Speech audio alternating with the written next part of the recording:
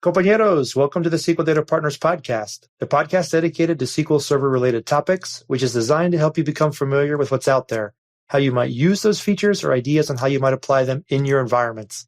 I am Carlos L. Chacon. And I am Steve Stedman. We are two data professionals trying to help others get a better handle on their database environments, either through this podcast, our training, or our consulting practice. Thanks for joining us on the SQL Trail. Welcome to the show. SQL Data Partners.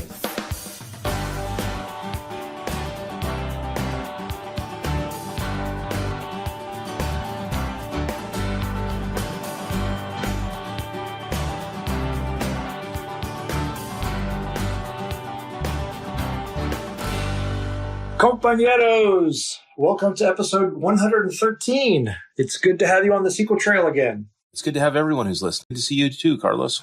Yes, always good to connect back with you, Steve. Today we're going to be talking about kind of changing the subject up a little bit, and the idea is standing on the shoulders of giants. And we'll get into more what we mean about that in a bit later, but that's the idea of our topic for today. Okay, sounds good.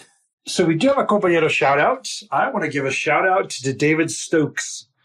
Now, as we record this, we actually have not had the compañero conference just yet. That will happen as soon as I hang up. I'm going to head down there and we'll have the conference.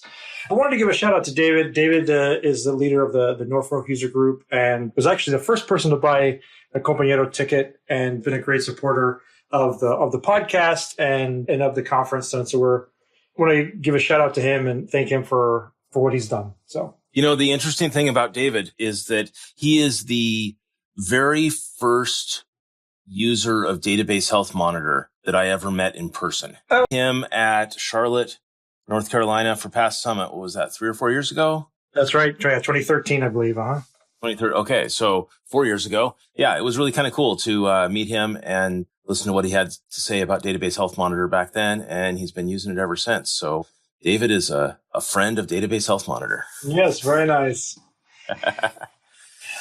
Okay, so as I mentioned, I'm sure the conference went great. We've already had that, and we're looking back to some feedback. We will probably have some kind of post-mortem about that. But now, I think it's time for a little SQL Server in the news. And we've been going back a little bit about this, and one of the things I wanted to talk with, of course, we know that SQL Server 2017 is up. I'm sure you spent your weekend, or out rather. It is out and it should be up, right? I'm sure you spent your weekend installing that. But one of the things that I wanted to point out or concerns over your weekend installing that. But one of the things that I wanted to point out or I guess discuss a little bit here, which has been mentioned, I think it's expanded a little bit here, and that is the interleaved execution for multi-statement table value functions. Now, oh yeah, this sounds pretty cool because there's been so many concerns over the behavior of multi-statement table valued functions over time. That's right.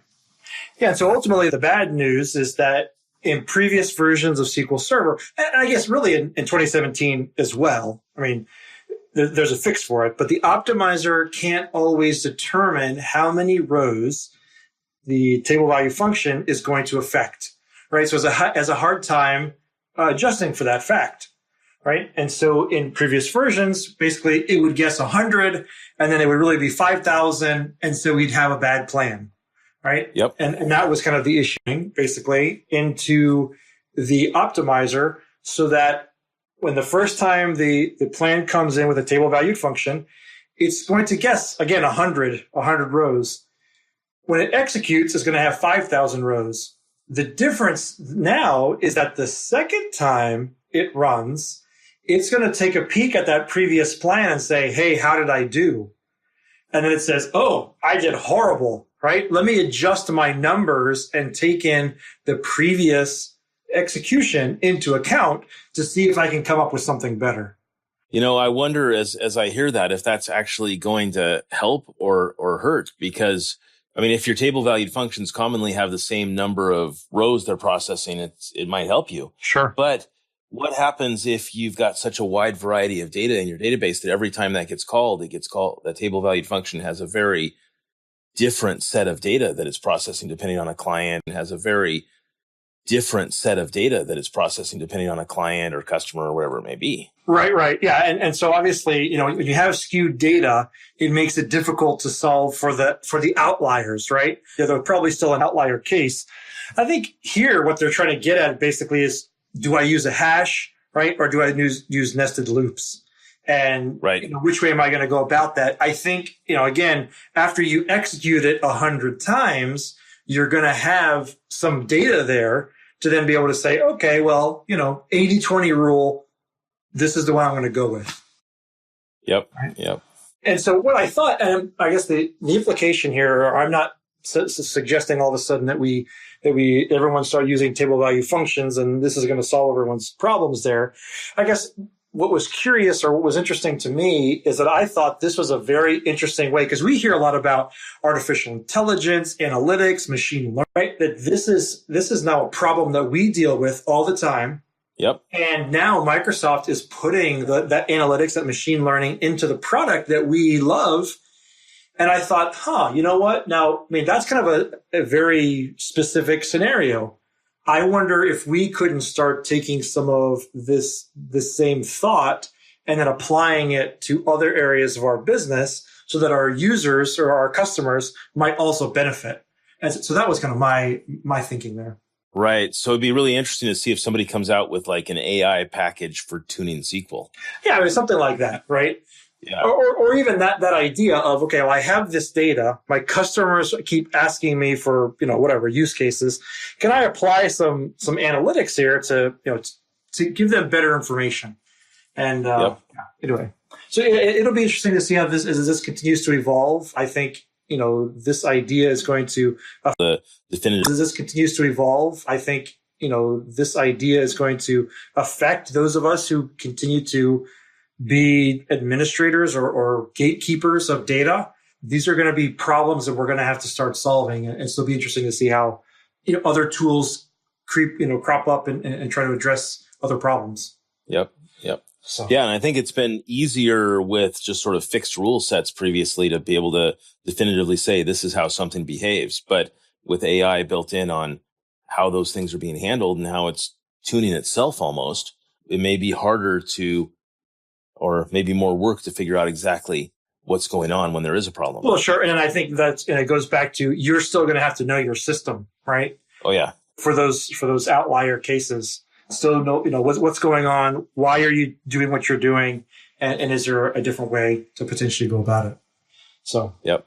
Interesting. Okay. So today's all the teen for our episode number.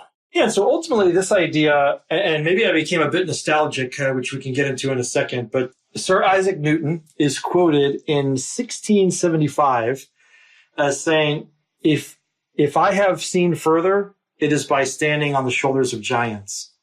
And ultimately this idea that the way that he was able to look at the world is based on all the previous work that had been done. Right. Helping him to arrive to where he is now. And I got a bit, like I mentioned, nostalgic about this idea when I ran into to somebody who worked with a former coworker of mine, and we started talking. And this former coworker is actually the person who convinced me to apply for my first database job. Oh, I remember that story from one of our previous podcasts. Yes, yeah. Wasn't actually completely qualified for it, but he but he convinced me, and he coached me and said, "Hey, I think you do great." And I think back to that, and obviously, there are 1,000 different ways I could have gone, but I think about where I am now, and ultimately, kind of that first step, right, of making that decision, and so. I guess gratitude, the right word, of those who have gone before us and enable us to have those who are in technology. We have a pretty nice career. Yes, it's not all roses and sunshine all the time, but the fact that, that those giants have gone before us, many of whom we'll probably never know, right? We have to look up in Wikipedia. Right. And in fact, even the first people who put together the rules for the transactional database. I know he was brought up in a keynote, and unfortunately I can't remember his name all of a sudden off the top of my head. But they put in place what we have today, right? not to discount their what we have today, right? Oh yeah. And I think it's easy, and not to discount. I don't mean to discount them at all, but it's easy to look at the Bill Gates and the Steve Jobs and the what is it? Oh gosh, the Linux guys are going to kill me now. Linus Torvalds. There you go. Thank you. And say like, I hope I pronounced that right. Yeah. If not, I'm sure you'll get corrected. And again, not to discount their contributions, but they're not the only ones, right? Right. And think about all the teams behind them that helped them to do what they wanted to do. And so anyway, yeah, I guess with that, you look at a product like SQL Server, and it's really been like a Microsoft product since 1989, 1990, but it was being worked on for years before that. Right. And then before anybody even started working on what became SQL Server, there were people in the 70s that were on how these databases would work and the rules around it. And there's been 50 years worth of work. Yeah, exactly. And foundation that's gone into what we have today as SQL Server 2017. Right. Yeah, and how amazing it is. Now, it was interesting to kind of tangent here slightly. I happened to be watching a documentary on Bitcoin. And, so Bitcoin is the digital currency that they're trying to advance. And I didn't realize, but, oh gosh, the Swedish guy who started WikiLeaks. Oh, yeah. See how much attention I paid to him. Yeah. Well, so apparently, whatever his name was, so he was part of the original group of, this like 8 people who put together and started theorizing about digital currency. Right. And basically came up with the blockchain idea. Right. And methodology and what WikiLeaks was doing that really kind of put Bitcoin on the map, because when PayPal, took their services away and said, hey, we're not going to let you, use PayPal services. That's when he was like, okay, well, Bitcoin, internet, can you help me? Right. And kind of launched that whole idea. And so it was very interesting. But anyway, in the documentary, they go and they talk about, and they say the first person through the door with a new idea gets shot. Right. Anytime you have something revolutionary, the first person through gets shot, but somebody's got to go through the door. Right. And so they talked about some of these first people, like the first companies that started in New York City trying to exchange currency, right? For example, right? So dollars to Bitcoin and things like that. Well, he's going to jail, right? For, long story, but you can watch the documentary. Anyway, but I thought it was interesting, right? So I guess going back to the groundwork, right, that was put in to enable us to enjoy what it is that we enjoy today. Right. But what's interesting, he's going to jail for WikiLeaks side of things, not for Bitcoin side of it. Right? No. So I'm sorry. So Julian Assange that's his name, the WikiLeaks guy, right? And he's going to jail for something else. I don't know. I think that's. Yeah. But the guy in New York City who was doing the Bitcoin exchange, so he was actually trying to get people onto Bitcoin and basically sell them Bitcoins. This idea. Oh, right. He is going to jail because one of the guys, because unfortunately, right, illegal activity tends to push a lot of innovation. And so when you have something that's not monitored, there was some illegal activity going on. He knew about it, and he was basically selling Bitcoin to people who were doing illegal things. And so that's why he's going to jail. Oh, interesting. Okay. So it wasn't that he was doing anything illegal, but he was kind of So it wasn't that he was doing anything illegal, but he was kind of aiding and abetting, if you will, in a sense. Wow. I hope I'm not considered aiding and abetting by investing in Bitcoin. Yeah, that's right. Well, I think maybe the word is gambling, not investing. Gambling, that's right. Yeah, this still a bit shaky, right? But again, to digress, for a minute, the value of how that had gone up was pretty impressive. Obviously, it's come down, a bit since its heyday. I think in 2011 or 2013, something like that. But.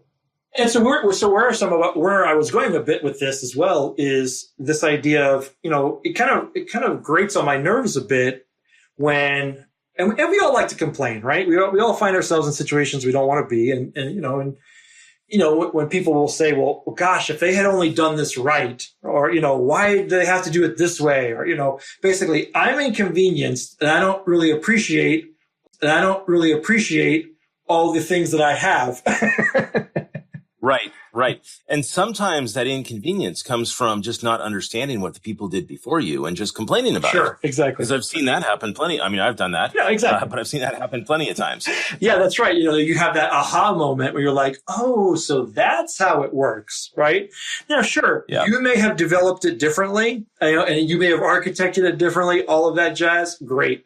But, you weren't there, right? And now you're kind of taking advantage or taking over in some cases. And I'm not saying it's always, great, but the decisions that were made there before you have put you in a position where you can now either take over or ride that bus, if you will.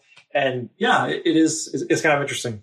Yep. And you may look at something and say, wow, that's stupid. Why would they have ever done that? But then you look back 10 years ago at what was being done, or 15 years ago. Particularly so as database people, like yourself, Steve, there are developers among us, right? Or recovering developers, or, whatever you want to call them. But we like to complain quite a bit about, the stupid developer if he'd only done that, right? Well, I kind of find that we're being a bit of a hypocrite, right? Because we use software all the time. Right? On our phones and our computers. I mean, we wouldn't be able to do anything that we do now if it weren't for software. And so we need to be, I think, mindful, right, of where we are, what has been invested, and give people a little bit of break, right, when they're not upgrading to the latest thing. I guess in our last episode even was about patching. Right. And it's like just staying up and keeping up with the latest can get a little tiring sometimes. And so, you'll forgive people a little bit if they're not sometimes. And so, you'll forgive people a little bit if they're not quite there to where you are. Yep. And I think some of that comes back to what I learned in a class. It was called the Dale Carnegie class that I took several years ago. It was based on the How to Win Friends and Influence People book, as well as some other books. And it was a simple statement that said, don't criticize, condemn, or complain. That's one of those things that just comes up. And if I find myself criticizing, condemning, or complaining, I try and stop myself. I try. It doesn't always happen, but I try. Sure. Yeah, it's one of those things. The reality is in today's world, right, with social media, everybody has a voice box, right, or a soapbox. Yep. And they want to get up and and just, I don't know. And it's not to say that reform is not needed, that we can't make progress. I mean, there are times when change needs to happen. There's no question in my mind, right? I think it's just more about the way that we go about it. Yep. And then recognizing that we go about it. Yep. And then recognizing what we have and then, okay, how do we go from here? Yep. And no matter how bad the day may be, we've got things pretty good right now. Oh, sure. And I think that's so often overlooked you mentioned social media. I mean, it seems like you go on social media and it's almost like everyone's out there just to complain. They're either having the best day of their life, right, at the beach with the vacation photos, right? Or it's, the world is against me, Yeah. Yeah, so I think, those, so for you, compañeros, those who are listening, right, going to be in technology, yes, you may not be where you want to be. And I'm not saying that you should settle, right? That's not what we're saying either.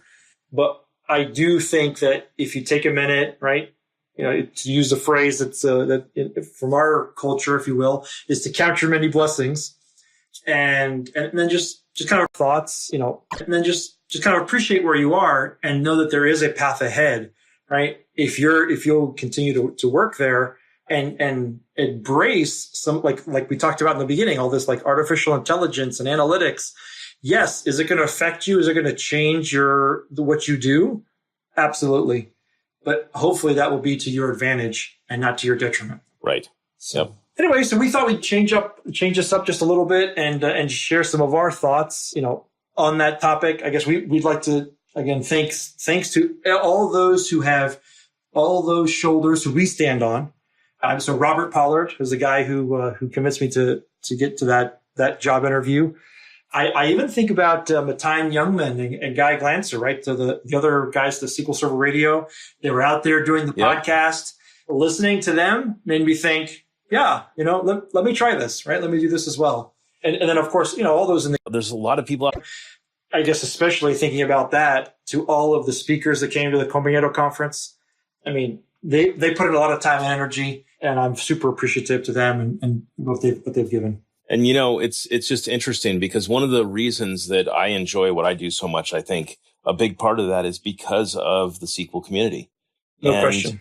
At least I've never seen a tech community similar to what we have with the SQL community, and that people are out there. There's a lot of people out there who just want to help and just want to better things with what they do every day. And I think that's awesome. Yeah. And I think that's, one of those things, right? So I think standing on the shoulders of giants, I'm sure I'll leave a lot of people out, but if there's one person I would point to, Steve Jones, right? So Steve Jones, probably one of the most humble guys you'll ever know, has done quite a bit in the community, right? Yep. Kind of a very public figure, but is always looking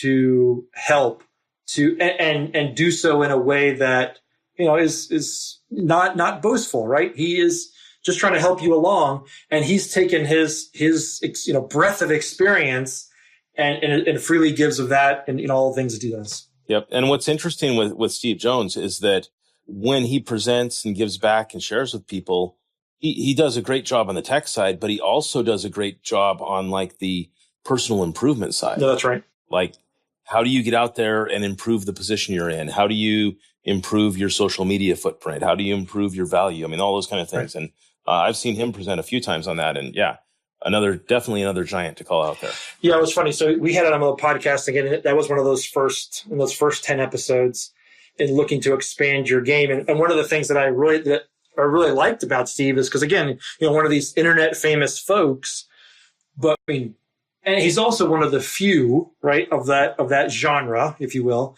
that will come up to you and say, "Hey, I'm Steve. What's your name?" Right. You're like, I forgot. I know who you are,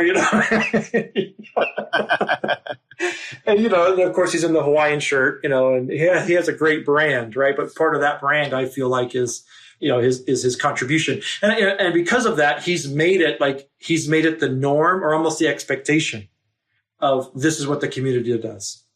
So. Right. Yep. So awesome. So that's our episode for today, compañeros. Thanks as always for tuning in. Our music for SQL Server in the News is by Mansardian, used under Creative Commons. If there's other topics you'd like for us to talk about or ideas, you can hit us up on social media. I am at Carlos L. Chacon. And you can find me on LinkedIn at Steve Stedman. And we'll see you on the SQL Trail.